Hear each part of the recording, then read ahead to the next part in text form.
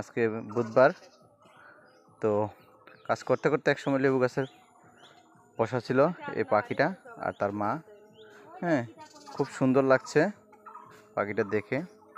আসলে খুব ছোট একটা পাখি, আমরা যাকে বলি টুনটুনি পাখি আর কি।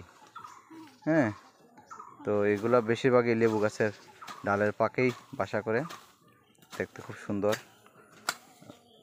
এখন পাখিটা ধরছি, দেখবেন পাখিটাকে ছেড়ে দিব, তার মায়ের কাছে চলে যাবে।